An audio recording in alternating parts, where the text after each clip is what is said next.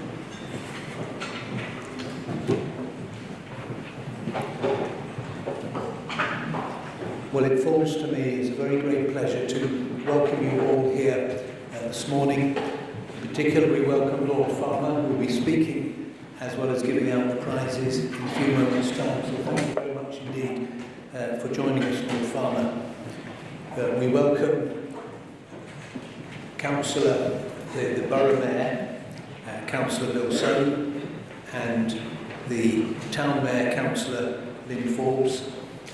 We welcome everyone else, obviously parents and carers, as well as governors and teachers and pupils or students. I'm not quite sure what title one should use. This is a day for Thanksgiving, a day of celebration, a day when we're going to be able to celebrate the life of the school, looking backwards, but also looking at the present and looking forward. I want to assure you that the governors regularly remember you all in our prayers. Some of us have a special practice of praying for you each and every day, because we're very concerned that you would not just be able to serve well in the life of the school, but also as pupils and students you'd be able to develop your full potential before moving on to university or whatever else after time of study here. The school is very important to the governors, as I'm sure you will appreciate. Our responsibility is to set the strategic direction for the school, and it's to support the staff, and in particular the head teacher, in all that happens in the life of the school. And we know we get glowing reports and challenging reports as well on what is happening in the life of the school on a regular basis. I'd like to put on record my gratitude to my fellow governors for their work, as well as we want to put on record our gratitude to those who have gone before. In the last year we've said farewell from the governing body to Lynn Moore after many years of sterling service. She was a parent of a pupil here, she was a governor, she became chairman of the governors, and we look back with gratitude for Lynn's time of service in the school. But we also want to thank God for the life and witness of Verna Houghton, Dr. Verna Houghton. Her husband for many years was the chairman of the governors here. They were very much committed as a family to the well-being of the school, as I'm sure Mr. Blake will remember from his time when he was head teacher here for many years. She died earlier this year, and many of us had the opportunity to gather recently for her funeral. We thank God for Verna. She was asked to come onto the governing body by Lynn, just come and do 2 or 3 years. Well, I think she ended up doing 6 or 7 before she retired just at the end of last year, the beginning of this. I think it is only appropriate that we give thanks to Almighty God for her and her witness over the years, as well as thanking all others who serve and continue to serve the school. So without any further ado, I'm going to speed on to invite our head teacher to give her report for us.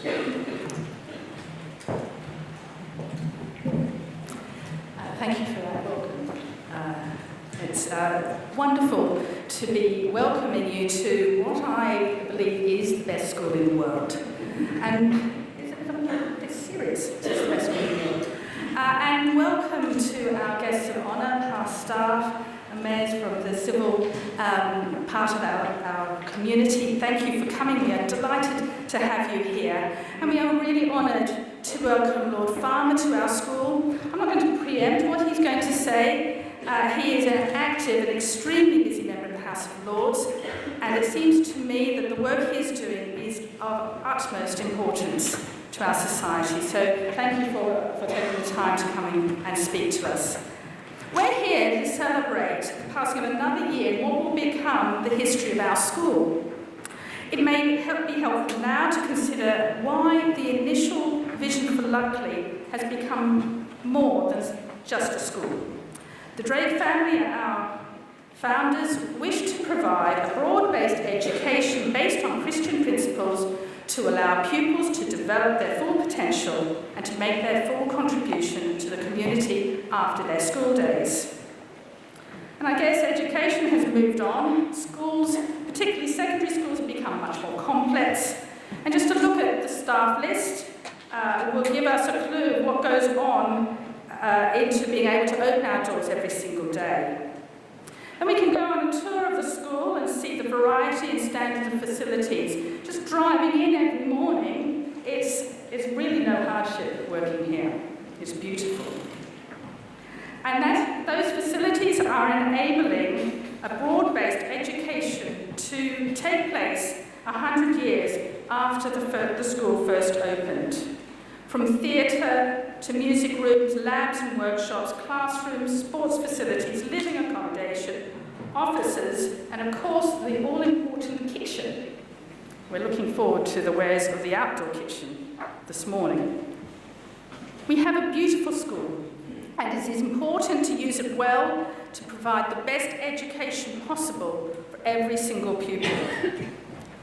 This occasion is an opportunity to thank the different people who work tirelessly for the education provided on this site, and to appreciate the contribution of everyone to our vibrant community.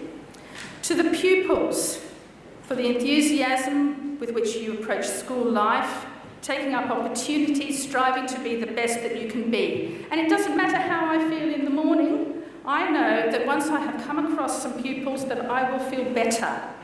And one of you, talking to the pupils here, will have made me smile before 9 o'clock in the morning. Now, how many people have a work life like that? To parents, for entrusting the most important part of your life to us. The support you so generously give your children and the school is of immense value and cannot be measured. To all our support staff, I'm going to read a list here, so if I miss anyone, I'm really, really sorry. We have maintenance staff, domestic and kitchen staff, office, bursary, marketing and admissions, our IT man, the theatre manager, technicians in science, art and technology, library staff, my PA, boarding staff. We have a senior leadership team and all of our teaching staff, including peripatetic music and drama teachers. Each member of this staff team plays a vital role. It is not just the tasks that you all undertake every day, but it is the spirit in which you do it and the way that you care for every member of our school. Thank you. For our governors, many of whom are here today, and they work in a voluntary capacity to ensure that the education and care for pupils... Just lost my place. Yes, the education and care for pupils is of the highest quality. It's their vision and that of those who've gone before that has given us the school we have today, and they are committed to this for the future. Thank you all for the hard work and commitment you put into every moment of every day in our school. It's a real privilege to gather to celebrate our school life, the progress made by all our pupils, and to congratulate those who have come to a milestone in their education. Whilst we will miss all our leavers, we share their excitement as they move on to new places and challenges, secure in the knowledge that they are accomplished and well-prepared young people. I am immensely proud of every single one of you. This has been a very busy year, and you will have noticed as seen on the screens this morning. And this morning I would like to focus on one aspect of character that I'm sure all of us possess, even if we don't know it. So there's a little warning here. I was told of a head teacher whose speech went on for 45 minutes. Right, okay, well I'll leave you guessing. Now, but I'm going to take an opportunity now to talk about something that really is close to my heart. Right now, today, I'm in the middle of a time where I find I need to be brave. And I don't mean standing here talking to all of you, although that is a terrifying prospect. Every year I start thinking about it and think, oh, terrible. And I'm not going to tell you why I need to be brave at the moment. But I'm going to share my thoughts on bravery. And I'm certain there are many of you here today facing challenges. And one thing I am certain of is that we all need to face life with a measure of bravery. Our leavers may be both excited about the next stage of their lives, and at the same time, they may be apprehensive about that next step. I do like the Lord of the Rings, so a little bit from Lord of the Rings, and I think this sums up what is happening. It is a dangerous business, Frodo, going out your door. You step onto the road, and if you don't keep your feet, there's no knowing where you might be swept off to. One of the biggest selling self-help groups of all time is called Feel the Fear and Do It Anyway by Susan Jeffers. It sold over 2 million copies. It has been translated into 36 languages and is now available in 100 countries. It seems we are fascinated by the idea of conquering our fears. The thing is that while I've seen this book in people's houses, I don't think I've ever met anybody who's read the whole of it. So if you have, do let me know what happens in the end. Recently, bravery, or perhaps courage, can take so many forms. And if you start thinking about it, again, you need to be worried about how long I could go on for this morning. Recently, in a commentary on the England ladies football team, the Lionesses were described as brave in the way they played the World Cup.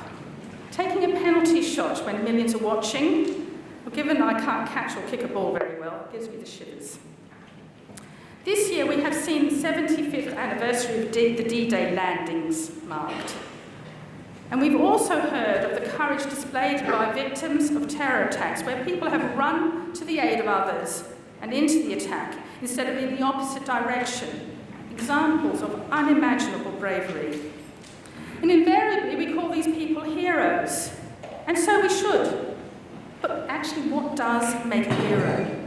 When interviewed, we hear the same answers from these people who have shown remarkable courage. Things like, I was just doing my job, or I'm just an ordinary person, or I didn't think, I just did it. So what turns the ordinary into the extraordinary? You could argue that the member of the emergency services or the soldier has been trained to do what they do, and that's true. However, when it comes to the crunch, what makes that ordinary person do something extraordinary? And what about bravery shown by people not trained, or children and young people who, when faced with an impossible situation, runs towards the danger, or really steps up with the clear head? The person who doesn't give in to that flight reflex. And then there is that observation that while the act may be a brave one, the person doing it is still feeling frightened. I could name lots of members of our own community here today who have shown and continue to show remarkable courage, resilience and composure as they deal with difficulties in their lives. And those are just the ones I know about. And just this week, I saw 2 pupils come to the aid of another in a public arena, enabling that younger pupil to gather her strength and courage and carry on. An example of kindness and courage. However, the big question for each of us is, how do we know that you will step up and do the brave thing? Or how will you cope with that unimaginable adversity when it strikes? And I guess there's also the other one, so you might step up, but will I get it right when I get there? None of us can know how we will react when really hard things we will all have to face, and we will face them. We have no choice.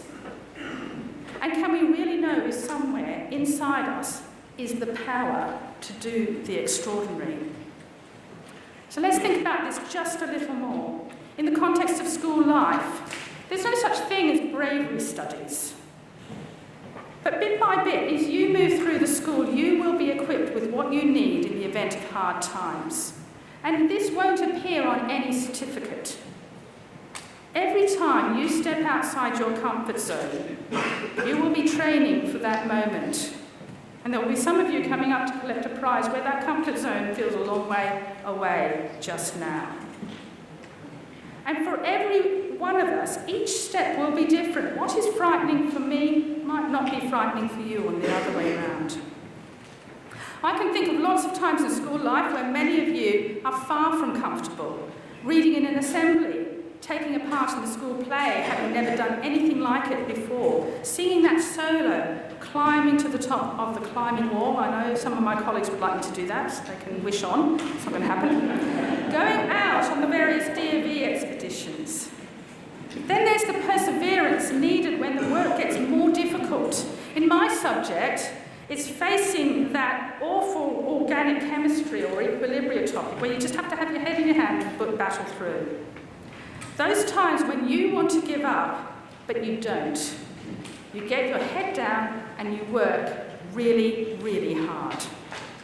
Then what about those social times when you should be taking a stand and not just following that crowd?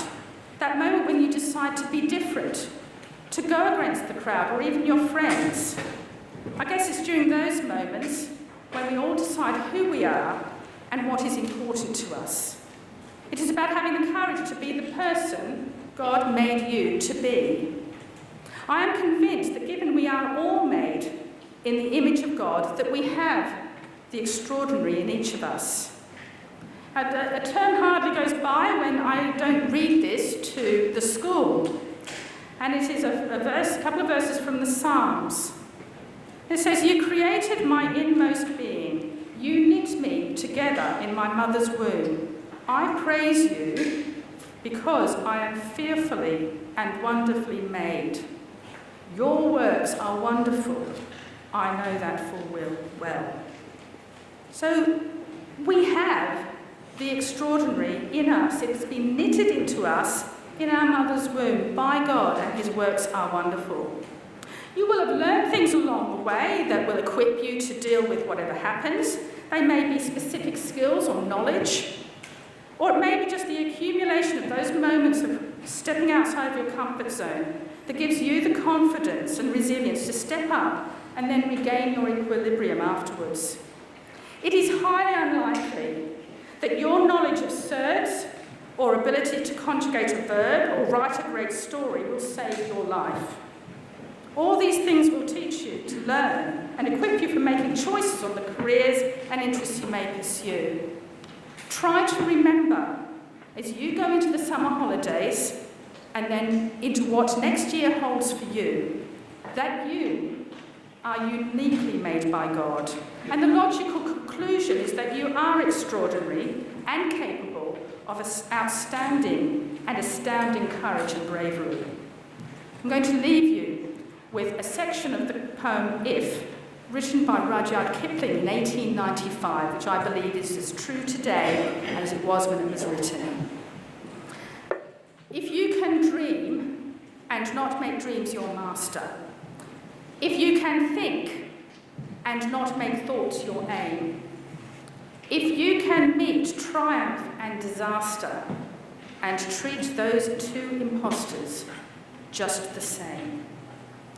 Thank you.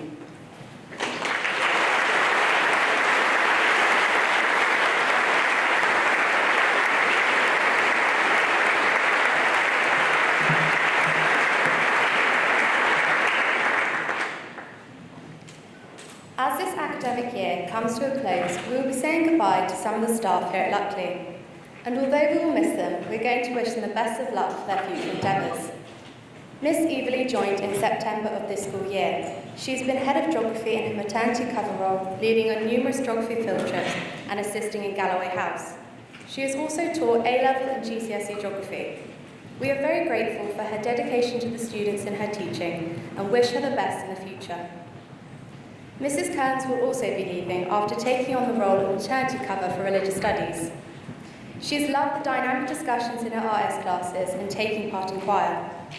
She has also enjoyed talking to the students in the chess and creative writing clubs. She will be leaving Luckley to continue her career in freelance writing, and we wish her every success. Miss Dawkins joined in September 2018. She has been our graduate teacher, helping out in PE, boarding and reception. She has also run the climbing club here at Luckley, which has been a great success. Having been a previous student, she has very much enjoyed her time back at Luckley. She has been an asset to our school community and will be missed, but we wish her the best of luck for the next steps of her career. We will also be saying goodbye to Mrs. Clark, a member of the music department. Mrs. Clark has spent the past year teaching music to Year 7 and 8. She has also got involved with numerous music events, including the 2018 music tour, which she thoroughly enjoyed. Despite ending her classroom teaching, she is going to continue to teach the flute and music theory within Luckley, which she is very much looking forward to. Mr. and Mrs. Savage have been the head of boarding since September 2018. They have been successful in creating a comfortable and enjoyable environment for many of the pupils who board, arranging trips out for the boarders and events within the boarding house. Although only starting boarding in September 2018, Mr Savage has been at Luckley since January 2017, initially a maths teacher and later a teacher of design technology. They'll both be retiring to their home in Spain, and we wish them all the best in the sun. We will also be saying goodbye to Mrs Simpson, a teacher of English since September 2014, who has since taken on the role of head of BAL. Over the years, Mrs Simpson has taught many books, including Inspector Calls, Christmas Carol and Macbeth. She has always been an enthusiastic and caring teacher with a great deal of patience and kindness for all her students. She has enjoyed being part of the school community and will miss the many friends that she has made here. She will be taking a career and we wish her every success, but hope to see her visit in the years to come. As you would have come into Luckley this morning, you would have noticed how wonderful our grounds are. This is down to the hard work and dedication of our groundsmen, one of them Mr Holland, aka Steve. Steve has been one of Luckley's groundsmen since 2010. He has also been the architect behind the splendid creations at our fireworks evenings, which I'm sure many of you have witnessed firsthand. These creations have also been showcased on the local news. Steve, alongside others, have ensured that Luckley remains a clean and tidy place, making it a great environment for us to spend our time. Steve will be retiring to his home in Wales, and we wish him a great time in his retirement and hope to see him visiting Luckley soon.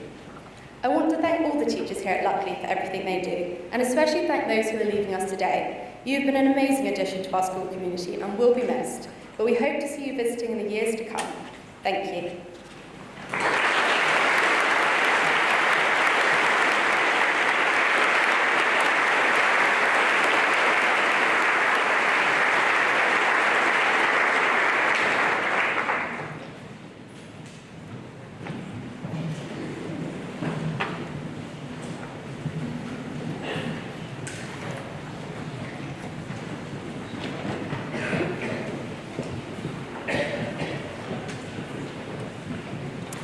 Good morning. We start with school prizes for years other than years 11 and 13, and we begin with the year group awards for effort and achievement. And in year 7, those awards go to Ella Donathy, Lucas Huddleston and Tabitha Wood.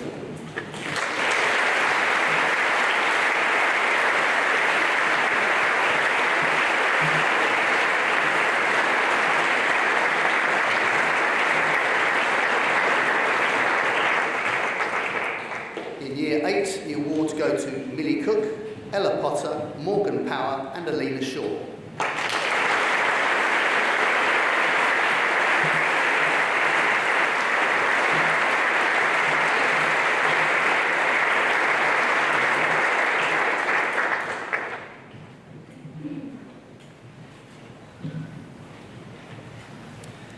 The Year 9 awards go to Georgia Chillery, Charlotte Mitchell, Bella Pinney and Maya Smith.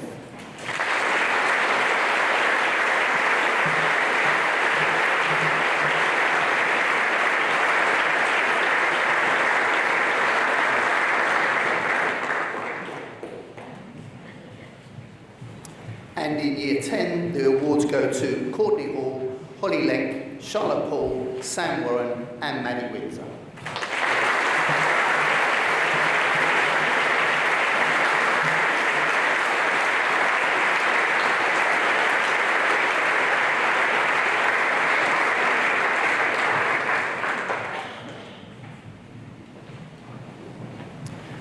We now move on to the awards, the year group for Highly Commended for Effort and Achievement Awards. And in year 7, these awards go to Imogen Horrocks, Natasha McPolin, Tara Kurtovich, Summer Thompson and Owen Whale.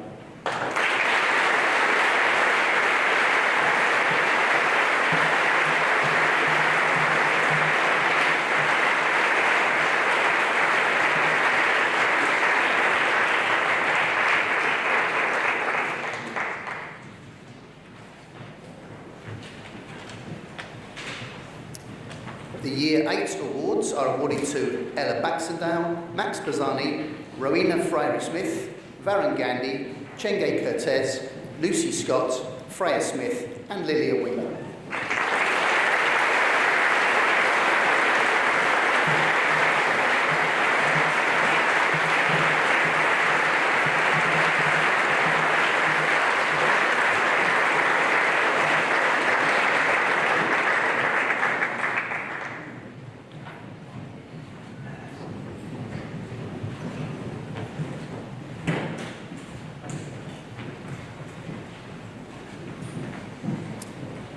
In Year 9, the awards are awarded to Jessica Doyle, Toby Nevitt and Amelia Laithwaite.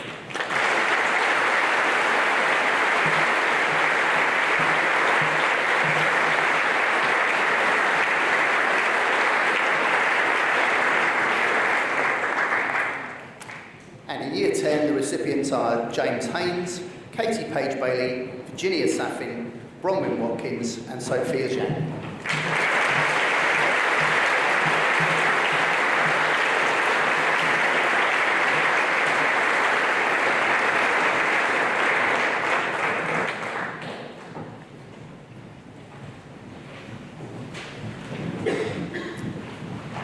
We now move on to the awards for sport, and the Sports Cup is awarded to Izzy Sellers.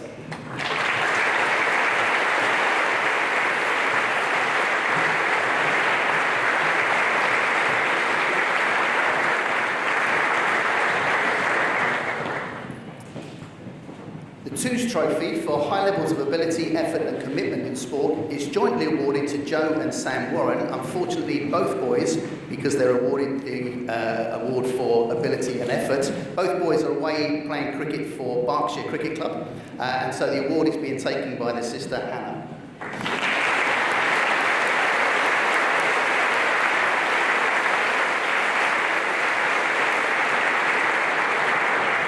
The Victoria Walker Athletics Club and senior half colours are awarded to Hannah Roberts.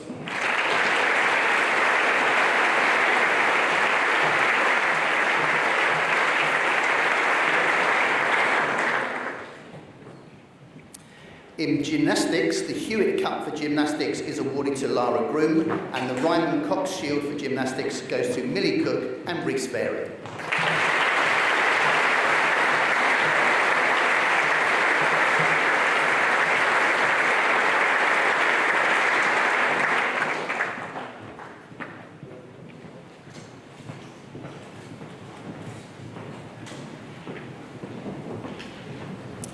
In cross-country, the Senior Cross-Country Cup is awarded to Caleb Lucas and to Emily Sanderson. Emily also receives senior half colours for trampolining, and the Junior Cross-Country Cup is awarded to Tom Fryer and Maya Smith.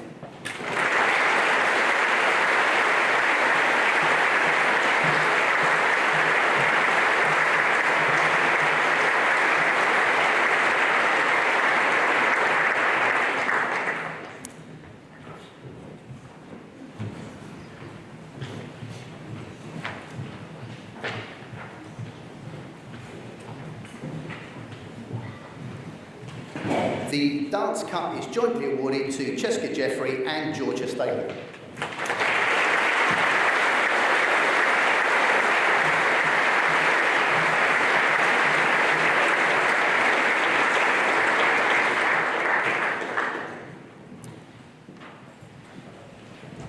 Senior half colours are awarded to Karima Animashwan, Grace Blacker, Lauren Healy, Poppy Perry, Lauren Rendell, Lauren Smith, Maisie Stowe and Olivia Truglo.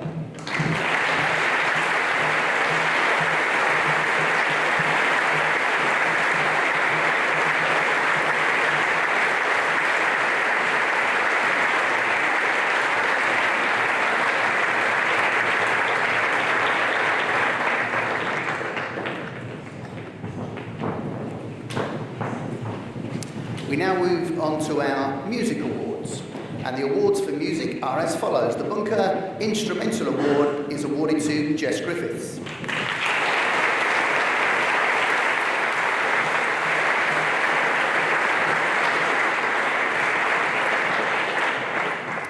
The Stephanie Warner Music Award is awarded to Sarah Pearce, who is also an Associate of the Royal School of Music Diploma Award winner.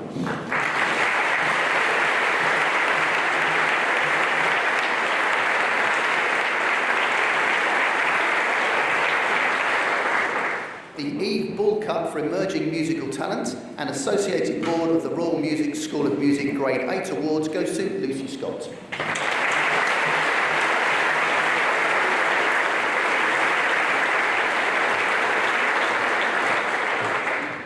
The Vocal Award is awarded to Liz Nathaniel, who is also an Associated Board of Royal School of Music Grade 8 Award winner as well.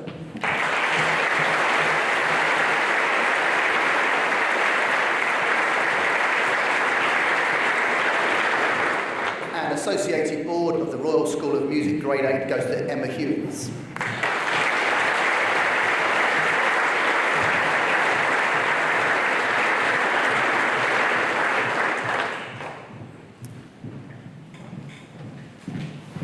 We now move on to our awards for speech and drama, and the Tanya Lund Shield for drama support and effort is awarded to Heidi Lassinger.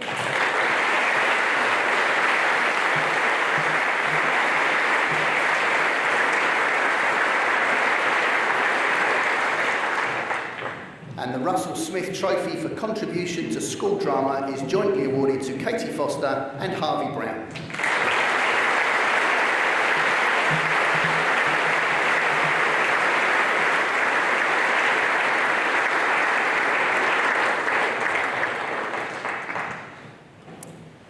The next section of awards is for just some special awards throughout the school, and the Jennings Cup for the head student is awarded to Sarah Pearce.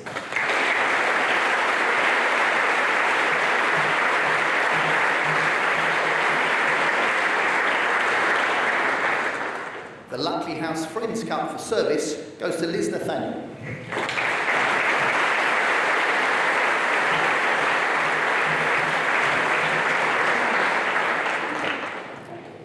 The Owen Cup for teamwork is awarded to Emily Brown.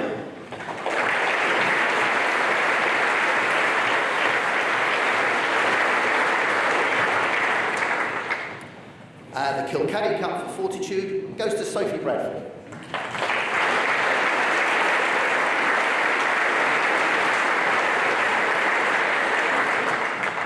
The Bateman Cup for citizenship is awarded to June Lowe.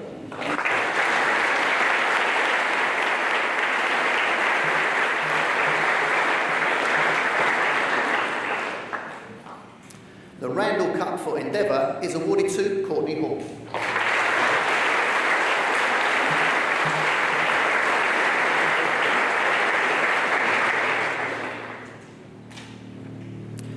The Bethany Pico Prize for Outstanding Progress is awarded to both Molly Long and Emily Sanderson.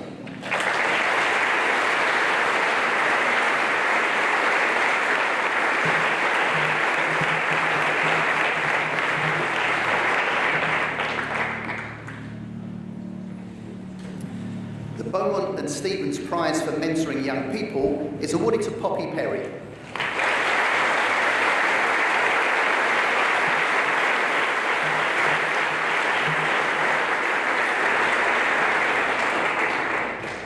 The recipient of the HPQ Award for project work goes to Alex Keeling.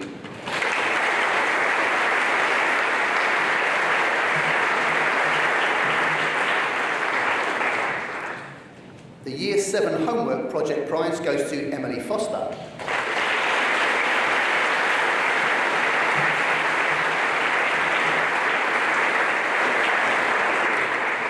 And the Year 8 Homework Project Prize goes to Lucy Scott.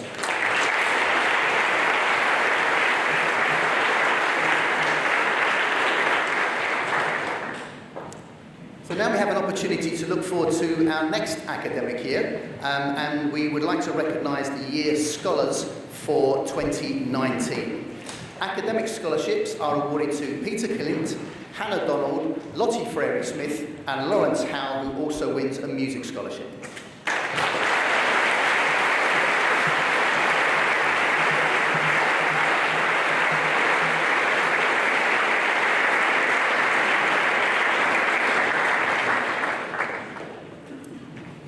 Unfortunately, all of the students who are recipients of the scholarships are not able to be with us, but it's still worthwhile recognising their achievements.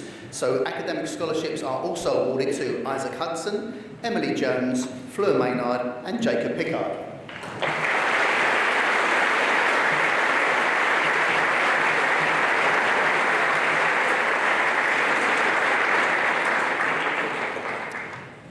Academic scholarships are also awarded to Jonathan Snyman, Zachary Vaughan, Benjamin Roberts, Emma Saffin and Oscar Sanchez-Tocte, who also wins a music award.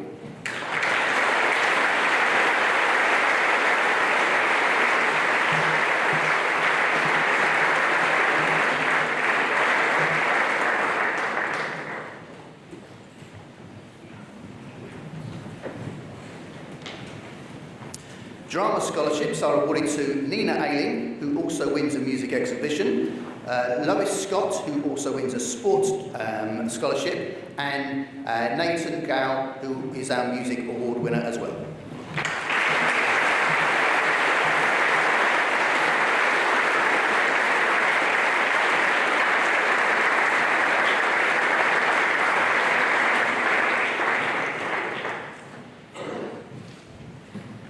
And finally, in this section, sports scholarships are awarded to Rowan Alty, Amelie Bowles, Anya Rimmer, Ellis Rimmer, and Alice Walker.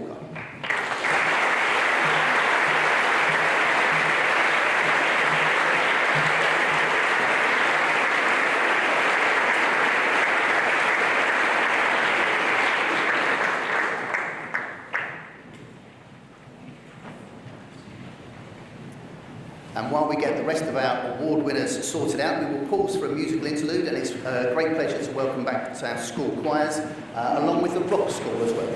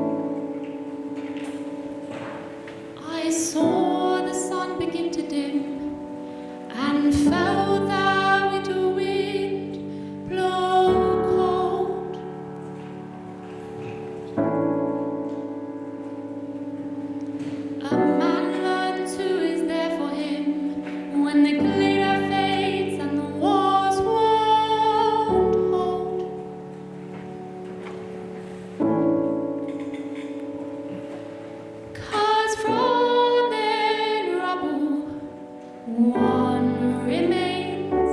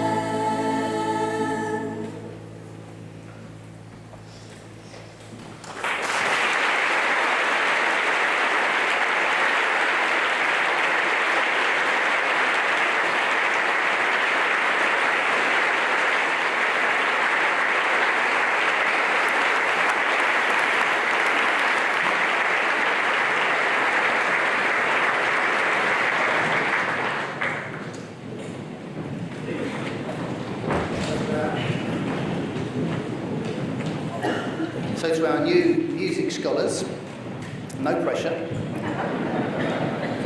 We now move on to the GCSE certificates of achievement to celebrate the successful culmination of this phase of education for the pupils of 2019. I'll be reading the names of prize winners in groups. I would ask you to reserve your applause for the end of each group of around about 4 or 5 students. Awards are given to Eloise Alder, Karima Animashwan, Layla Bow, Grace Blacker and Lulu Blankenberg.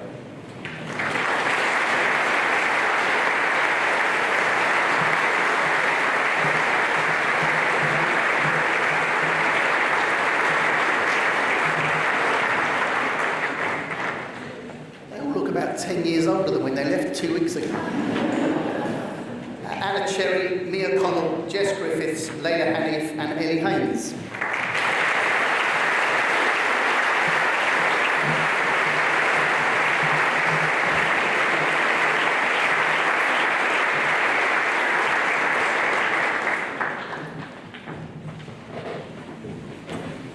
Lauren Healy, Emma Hewins, Neve Jacobs, Abby Kennedy and Finola Key.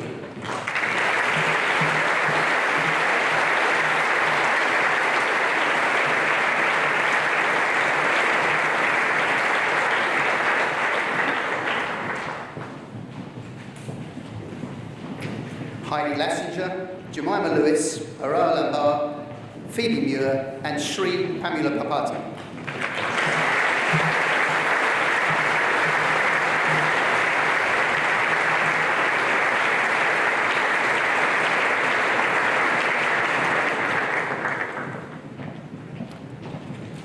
Lottie Pedley, Poppy Perry, Elsa Pledge, Helena Putner and Sasha Rayner.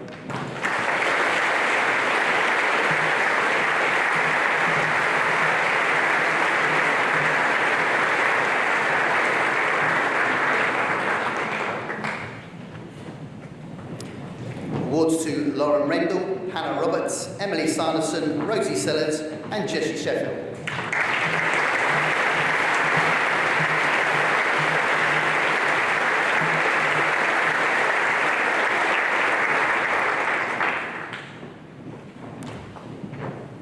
To Lauren Smith, Maisie Stowe, Olivia Trelawney, Emily Valentine and Kaylee Williams.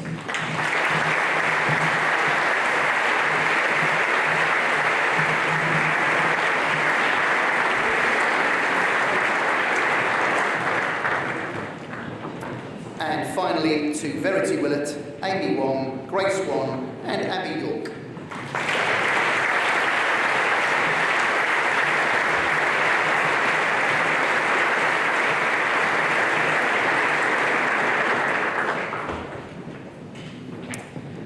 The GCSE A-level certificates of achievement to celebrate this successful culmination of this phase in education for the pupils of 2019. Again, I'll be reading these out in groups, and unfortunately a number of our students have already left for the year, but the awards go to Sophie Bradford, Emily Brown, Chloe Chan, Katrina Jlabanovska, Ken Lai, Molly Long, June Look and Jemima Mills.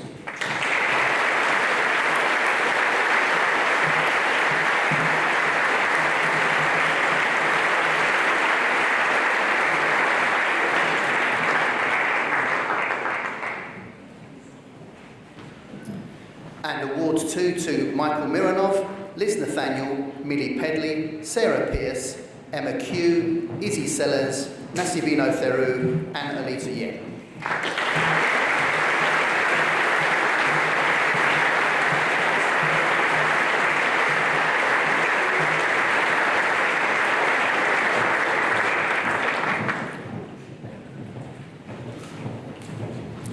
We now move to the GCSE Subject Prize Awards, and the first award, which is the English Literature Cup, is awarded to Jess Griffiths, who also receives the Physics Award and the French Award.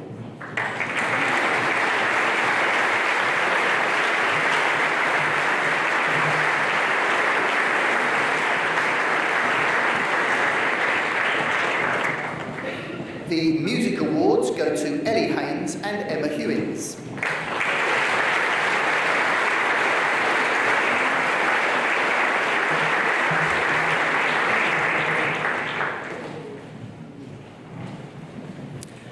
Drama Award is awarded to Lauren Healy and the Chemistry Award to Neve Jacobs.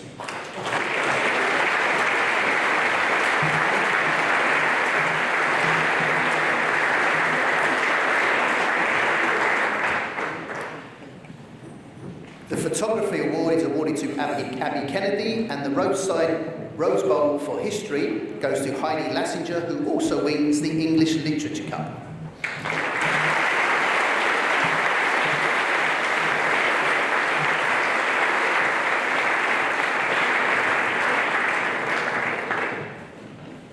The Biology Award is awarded to Aurora Lambert, and the Phoebe Muir is awarded the Art Award.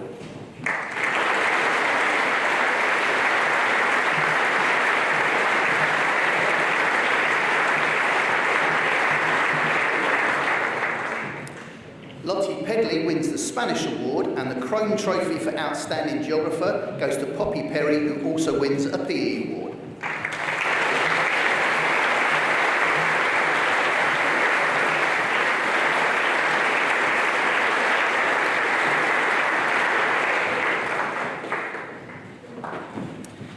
The Art Award is awarded to Sasha Rayner, and the Religious Study Award to Hannah Roberts.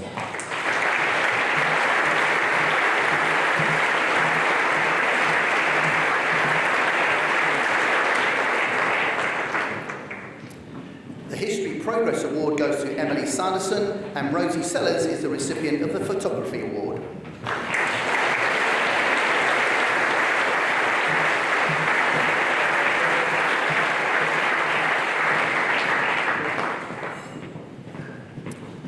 The Science Award goes to Lauren Smith, and Maisie Stowe wins both the Maths Award and the Computer Science Award.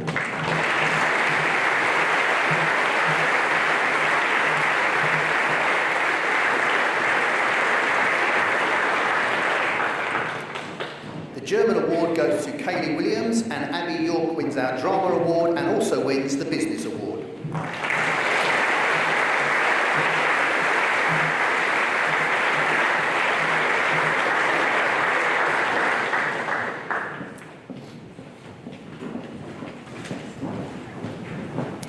We now move on to our A-level subject prizes, and again, unfortunately, some of our recipients can't be with us, but the Arts History Award goes to Sophie Bradford, the Psychology Award to Katrina, and the Further Mathematics Award to Ken Lai.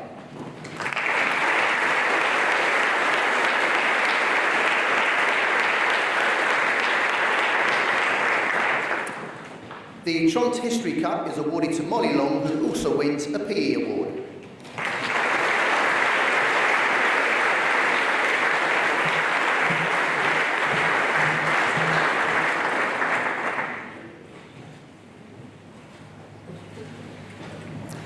The Art Studio Practice Award goes to June Look.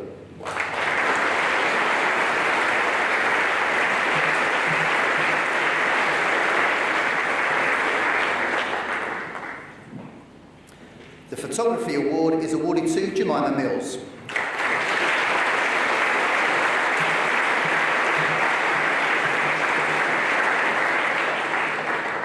The Music Award goes to Liz Nathaniel, who also wins a Theatre Studies Award.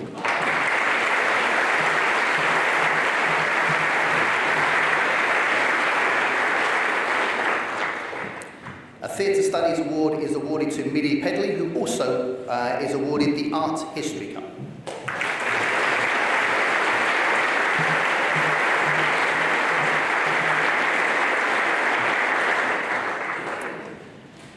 The GOT Essay Cup for EPQ, the Geography Award and the Music Award are awarded to Sarah Pearce.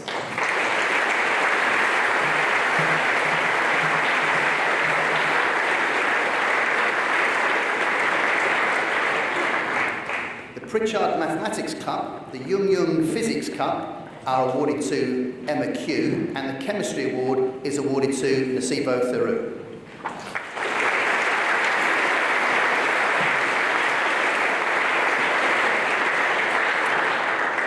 Finally, the PE Award is awarded to Izzy Sellers.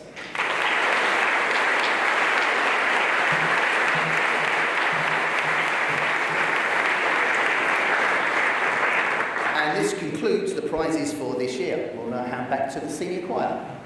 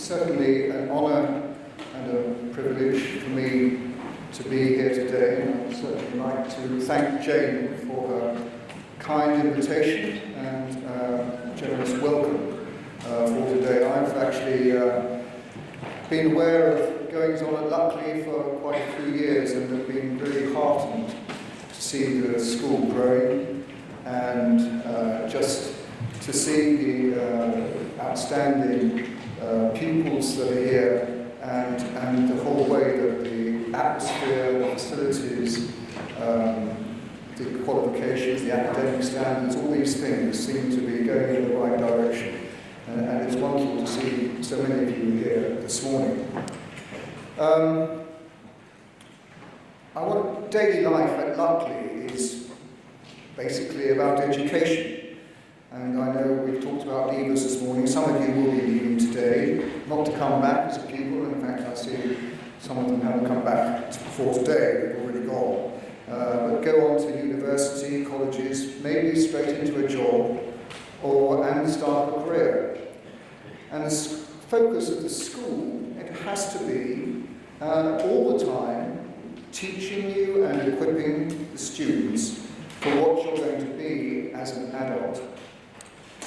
So what I really would like to just touch on today is what is life about as an adult? Is it actually about learning more and more and more? Is it about working harder and earning more and more and more? Well, this is a Christian school, and so even though I'm sure not everyone here is a Christian, I am, and I'm going to draw on some of the wisdom that's in the Bible, as I find it's been a great help to me to navigate my paths in life. The Bible says that God's word is a lamp to our feet in a dark place, and it's certainly a lamp to my feet. And so to start with, it's interesting to see what God says life is going to be like for us all. So I think we can go back to the beginning, to Genesis 3. You have Adam and Eve, when they turn their backs on God, and they want to be God themselves, they do their own thing. And God says to them, you now have the knowledge of good and evil within you. And so I'm putting you out of my presence. And there's going to be pain in childbirth. There's going to be broken relationships.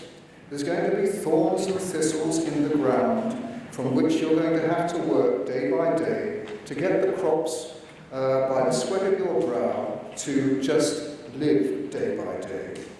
And then eventually, after 70 years or 80 years, you're going to decay and die and return to the dust of the earth from where we came. Now, I'm sorry if this all sounds a bit gloomy to begin with. I hope it gets better. But I mention it because in many ways, I think it's a good description of how life is. We actually do have the knowledge of good and evil within us. You only have to read the daily newspapers. You have to look at the content on social media.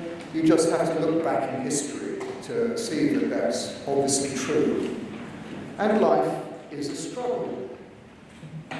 It's been a struggle for me, and I'm guessing it's actually been a struggle and is a struggle for every single one of you in this room. Students have just had their exams, the work that's associated with that, the stress, the anxiety, is just one example of life being a struggle. And I, even though I'm now in my 70s, having worked since I was 18 and still working, am in what that Genesis bit tells us is the decaying stage of life. I've got rheumatoid arthritis, which produces inflammation in the smaller bone joints in the body. It can be quite painful. And I'm finding that as I get older, bits fall off. I'm not sure if you're really interested to know, but I'm going to tell you anyway. I've got a dislocated toe on my left foot. So life is a struggle for all of us. And if you look at this description from Genesis, you have to ask yourself, what's it all about then? Is it about growing up, learning, qualifying, working, achieving, then retiring, decaying and dying. And 80 years is actually quite a short time. You here, particularly the young people, may think that you're here forever. I think I certainly did when I was young. But actually the years go very quickly, and at my stage you realise actually how short life actually is. So what's the purpose? Well, Jesus says, when asked to say the greatest commandment from God, he says to sum up life, you should love the Lord your God with all your heart, mind and soul, and love your neighbour as you love yourself. Life is actually about relationships. Now I'm just going to pause here a minute and tell you something about the time I've spent in prison in the last few years. Actually, I wasn't imprisoned. I was visiting prisons. And why?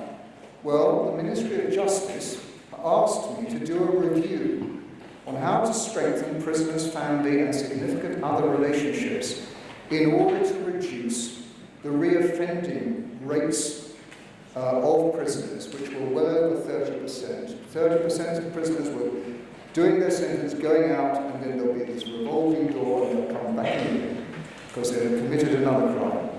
But also to look at the intergenerational transmission of crime from parent to child. Over 60% of children who have had a parent in prison at some time or another is likely to end up in prison themselves. The Ministry of Justice then discovered this figure. They found that prisoners who received family visits were 39% less likely to reoffend than those who didn't. Well, let me just ask you, if you were a drug dealer serving, say, 10 years in prison, and you have regular visits from your mother, travelling probably from far away, coming to what can be an unwelcome establishment full of anxiety and stress, showing her unconditional commitment to you, but nevertheless inside herself sad and suffering because of what you have done and what you're going through. When you're released and you go back home to your mother, wouldn't that be an incentive, because of that relationship, not to go back to drug dealing? On the other hand, if there's no one out there on your release, where do you go? There's no one there, so you go back into the world in which you inhabited before. Now that's just a typical illustration. Education and employment training have been the main planks of the rehabilitation system in the prison service. They're very necessary to equip the prisoner for the outside world, but we actually all need someone as well, not only to care for us, but also to care for them ourselves. So in my reviews for the Ministry of Justice, and I've done one for the male prison estate where there are about 85,000 men incarcerated in prison, and I've just finished another one which has been published by the Ministry of Justice for the female estate where there are only 5,000 women in prison about, but actually whose relational needs are in a way far more complex than men, because the bulk of primary carers are in the female estate, and that the mothers have often been separated from their children, have lost their housing, they can be very vulnerable people on release. It's become very clear to me of the importance of those committed, unconditional relationships in life. And I've made 19 recommendations for the men's estate and over 30 for the female estate on how the prison system should value families and good relationships as assets. Thankfully, the MOJ and indeed the government is in the process of implementing all the recommendations. I had a meeting yesterday with civil servants as to how it's all going on. And hopefully, prayerfully, it's going to change the culture of our prisons with the expectation that this will result in much less reoffending, therefore less crime, fewer victims, less police work, fewer court cases, fewer prisoners, thereby actually making for us all a safer and more productive society. I should just mention here that on my visits to 16 men's prisons and 9 female prisons, I became aware that there were many prisoners who received no visits at all. Prisoners who had maybe been in the state care system, where there was no background loving relationships, or else other prisoners who had been inside for so long that everyone outside had given up on them and gone elsewhere. What was I to do about these people? And then I discovered something that was going on in California and slowly spreading across America, and it has now started here in charities, there's one called Lifelong Links. The charity would explore the background of the prisoner or the person in state care to try and discover if there was anyone there in the background, whether it's a blood relation, like a cousin or a granny, if there was anyone there, maybe a neighbour, maybe it would have been a school teacher, maybe it would have been a school friend, or a doctor, or anybody who knew that person and was interested in re-establishing contact and friendship. In Orange County, California, where it all started, they often, as a child entered state care, which was often at the age of 2, 3 or 4, they often got 40 or so contacts just into their records of the relationships that child had, even though they were very faint. And when they left the state care, they tried to keep in touch with all these 40 or so people. It dwindled down, and maybe at the end there were 2 or 3 people who said, yes, okay, I'm going to stick with him or her. I'm going to try and help them to get a job. I'll be there for advice. They can come and have a Sunday lunch for us. They can come and spend Christmas with us. That sort of thing. This apparently made a huge difference to the lives of these care leaders and the prisoners who had up till then had no relationships, no committed caring relationships, and who would have been very vulnerable to predators when coming out into the world, often ending up in jail or in prostitution themselves. So what am I saying? I'm saying that Jesus says life is about relationships. He says love God and love your neighbour, and don't forget, love yourself. I am a Christian, and I find that vertical relationship, to begin with, helps me to maintain and to grow the horizontal relationships, so to speak. Relationships that go through the good times, the bad times, the arguments, the reconciliations, all the ups and downs of life. However, we live in a society, and I found that very much in Westminster, where governments have set policies not on the family, not on family supporting policies, rather on the individual. Maybe it's a single mum. We've unfortunately one of the worst records, actually, in the OECD, which is over 32 of the developing countries in the world, the developed countries in the world. We've got, I think, the 4th from the bottom on family breakdown, which has measurements like children living with one parent, and the number of divorces, and all that sort of thing. We're 4th from the bottom. I think we have Belgium and Latvia and Estonia or something beneath us. We have become increasingly a society of individuals, able to assert our rights, but without really developing the sense of relational responsibilities. This then results in lots of social problems that we see today. We see the problem of single mums struggling away with children. We see the problem of domestic abuse. We see the problem of mental health amongst the whole population, but particularly amongst young people. It's often more pronounced in those from very difficult home backgrounds. Gangs. The police in Croydon did a survey on their gangs, and they found from the caseloads of the members of gangs that they studied, over 75% of the young men had no fathers at home. The Bible says it's not good for us to be alone, and actually this is backed up by much research that universities, charities and the government are doing. So coming back to the beginning, what is life all about? Ultimately, it's about relationships. The truth is, we do need one another.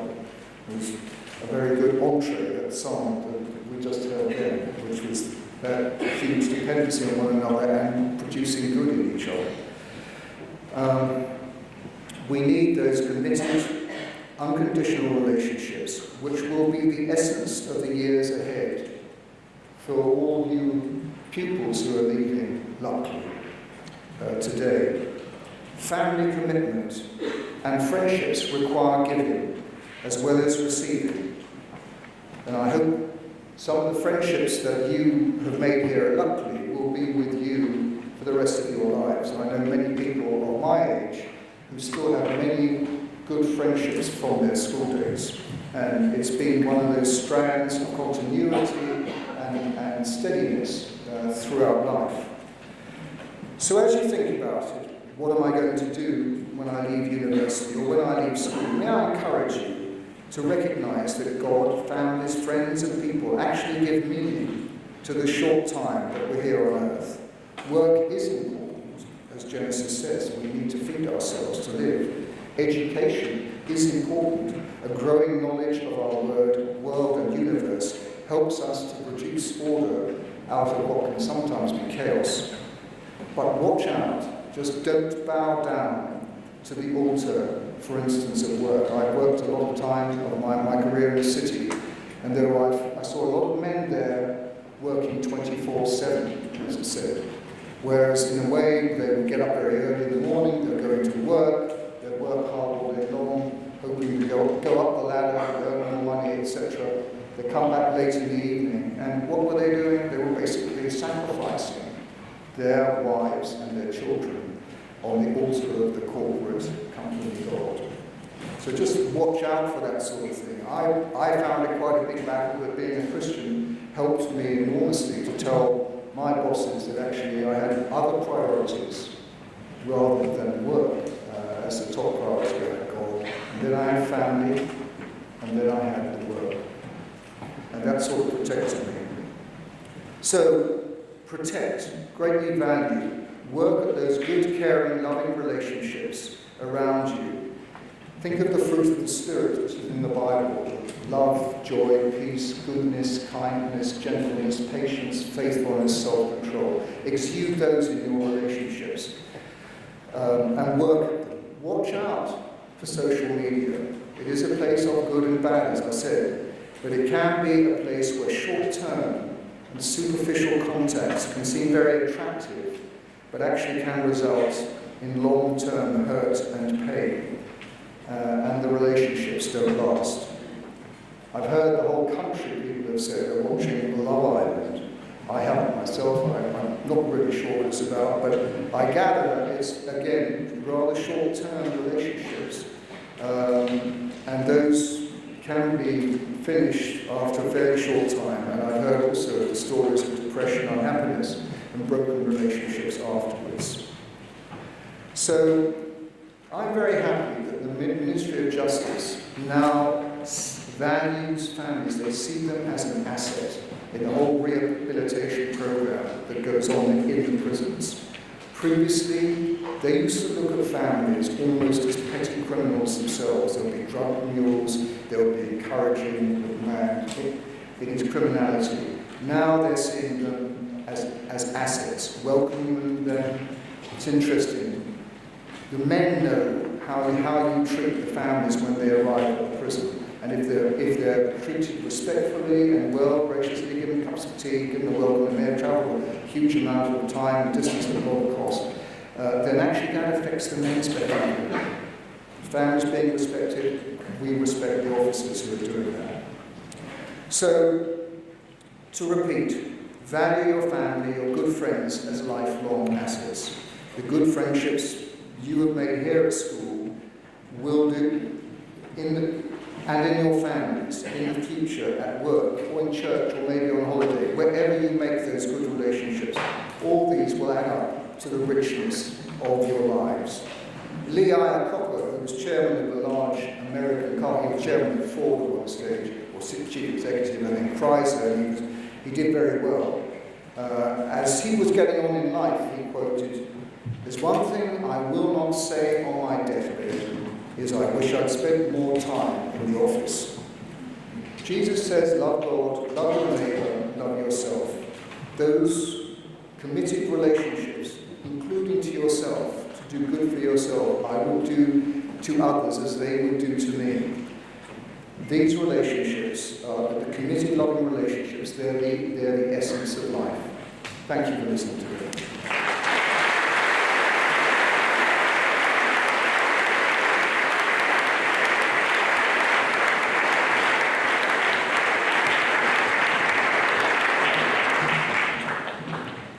Lord Farmer, distinguished guests, governors, teachers, parents and students. On behalf of Luckley, I would like to thank you for joining us today. It's a wonderful way to finish the school year and celebrate students' achievements. In particular, I would like to thank you, Lord Farmer, for your thought-provoking speech, telling us the importance of relationships. I know I am, and we should all be grateful for the people in our lives, not just family, but also friends. So thank you. I started at Luckley the same year as the London Olympics, which at least for me sounds like a long time ago. And 7 years later, here I am, with the privilege of talking to you, with many happy memories and many lessons learned. So I'm going to tell you 3 stories from my time at Luckley, and what I've learned from them. The first story is about what happens behind the scenes, literally and metaphorically. Some of you may have come to see The Sound of Music, a whole school production, last June in the Whitty Theatre. I was lucky enough to play Maria, and I had about 8 costume changes, all of which had to be pretty quick, and so were the main cause of alarm for me when rehearsing for the show. I worked out ways to change faster, by wearing one dress under another and hoping I didn't look fat. But there was one change, into my wedding dress, where I just had to be quick. I had about 1 minute in the middle of the stage, whilst the curtains were closed, to change out of one dress and into the wedding dress, with about 5 lovely nuns helping me. It all ran smoothly for the matinee and the first night. However, perhaps I got too confident, because on the second night, the dress got stuck, and I was standing in the middle of the stage with my hands in the air and the dress stuck over my head. Any second the curtains would open. The audience were expecting to see a woman on her wedding day looking beautiful. But if they opened, it would not be the impression a former nun would wish to give.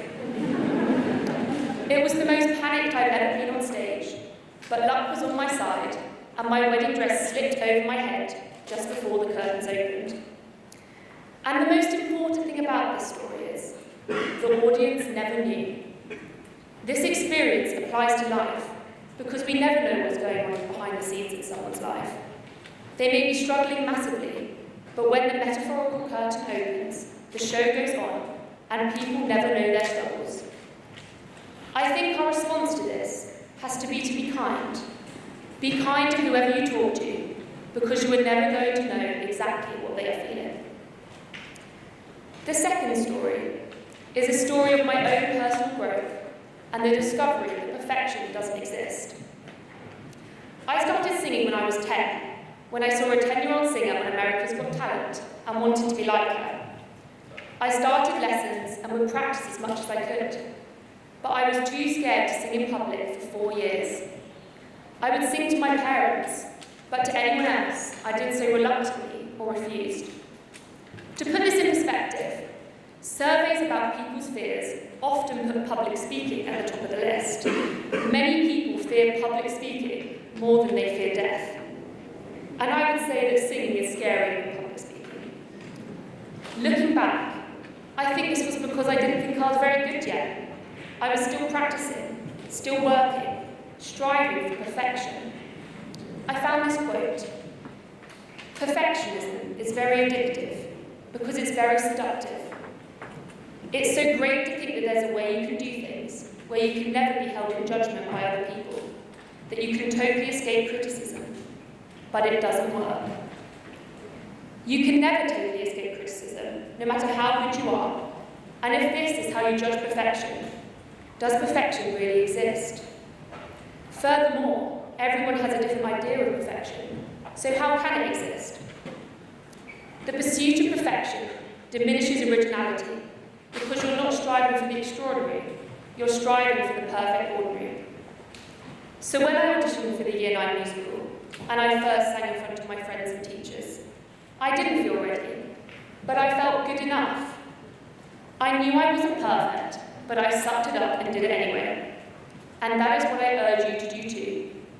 Stop striving for perfection because it doesn't exist, especially in this world of social media, likes and followers. Stop looking for perfection, just be the best you can be. Strive for excellence, not perfection. The third and final story is one of the kindness of strangers and how one small action can make all the difference. When I was in Year 9, I did my Bronze Duke of Edinburgh Award, as many of you, especially higher up the school, will have done. Our practice expedition had gone very well, we didn't get lost at all, and were prepared for the real thing. However, the real thing did not go so smoothly. Our map reading skills failed us, and once off course, we found it hard to find our way back on course. We resorted to voting which way to go at junctions, a navigational technique I wouldn't recommend. But there we were, exhausted, somewhere in the Berkshire countryside, having just walked 3 miles down the wrong canal and 3 miles back again. But that was when our guardian angel stepped in the form of a woman on her way to a fete, with about 40 cans of soft drinks in her boot. She let us all have one and told us the correct direction. Her act of kindness was small, but made all the difference to our success in our expedition, showing that although we can't change big things all at once, we can help with little things, which add up to big things. Helping us barely made any difference to that woman, but here I am talking to you about her 4 years later, so she obviously made an impression on me. What I'm trying to say is with all this suffering in the world, it seems so overwhelming, and it's easy to think that we're too small to make any difference. But the point is that our small actions add up to big things, whether it's helping someone pass their Duke of Edinburgh, helping a friend with homework, or curing world hunger. Don't belittle yourself into thinking you can't make a difference. So if you just remember 3 things from what I've said. Remember, you never know what's going on behind the scenes, so be kind. Perfection doesn't exist, so be the best you can be. And small actions add up to make big changes. Thank you.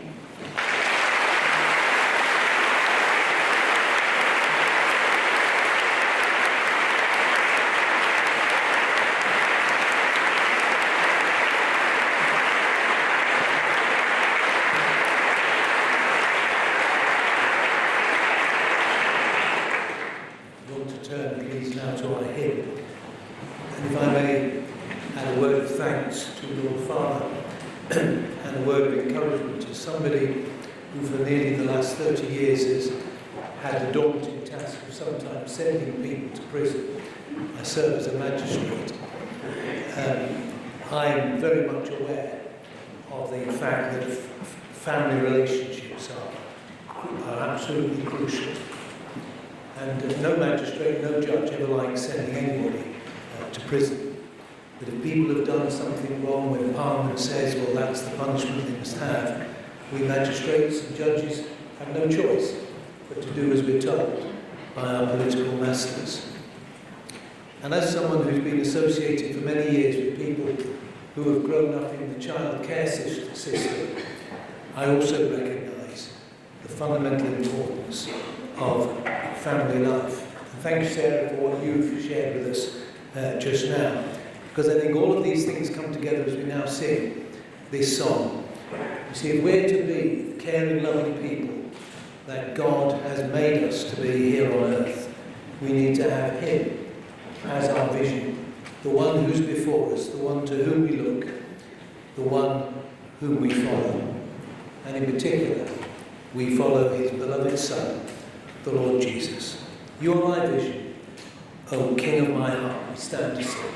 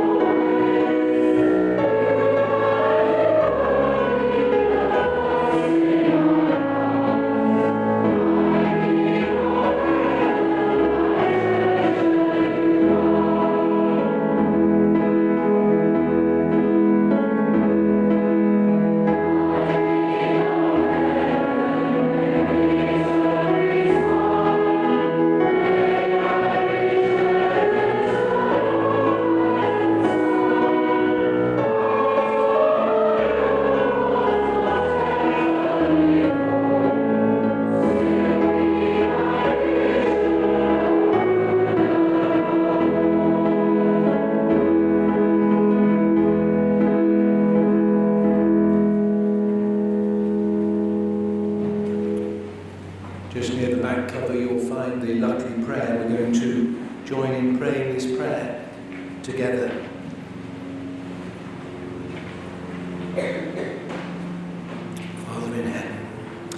Father in heaven, you have given us a mind to know you, a will to serve you, and a heart to love you. Be with us today, fill us with your love, and grant that your light may shine in our lives, through Jesus Christ our Lord. Amen. And as we continue in prayer, O Lord our God, we thank you for each and every pupil of this school, and we would pray especially for those who will be leaving us at the end of this academic year. We pray, O Lord, that they would have happy memories of their time here at school. But above all, we pray that they would remember that you invite us to cast all our cares upon you, and to find and know you, surrounding us with your love, and supporting and sustaining us by your Spirit. Lord, for those who return next year, may they know your blessing as they continue their studies. May staff and pupils alike be thoroughly refreshed over the summer break. And may each of us know the joy of loving you, the Lord our God, with all our heart, with all our mind, with all our soul, and with all our strength.